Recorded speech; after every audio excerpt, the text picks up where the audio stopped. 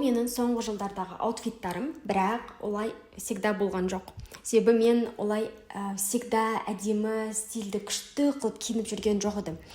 Мен соңғы бір 2-3 жылдарда ғана осылай әдемі киініп жүруді шештім. Себебі ол кезде енді өзім ақырындап стилім қалыптаса бастады. Негізі былай маған қазір қараса сенбейтін шығарсыздар, бірақ мен универ бітіргенше дейін ешқашан киімді өзім алмайтынмын. Маған көбінесе мамам таңдатқызып беретін, мамам алып беретін. Мен еще қатты шопоголик болмағаннан кейін киім алуға аса қатты шыға бермейтінмін. Андай киімдерім бітіп бара жатқан кезде, қысқы, күзгі киімдер алу керек кезде ғана мама барып шығып алып беретін. Мамасыз алмайтынбыз да, былайша айтқанда киімді.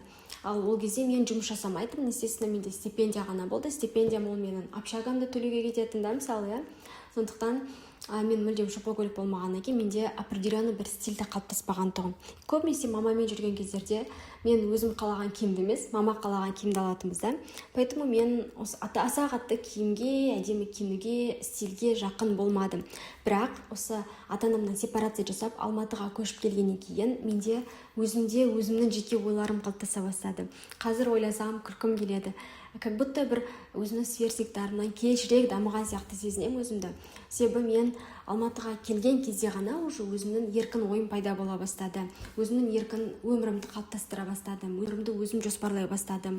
Өзімнің киімді өзім таңдап, өзім стиль қалыптастыра бастадым да, былайша айтқанда. Әрине басында жай қарапайым қыз сияқты киініп жүре беретінмін. Сиып тұрған джинсы, үстіме бір футболка кие салатынмын да.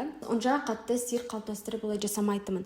Бірақ соңғы 2-3 жылдарда стиль қалыптастырып әдемі киіну арқылы түсінгенім, егер де сен өзіңнің сыртқы образыңды, өзіңнің стиліңді өзің қалағандай қалыптастыратын болсаң, саған сондай аурадағы, сондай энергетикадағы адамдар жолығады.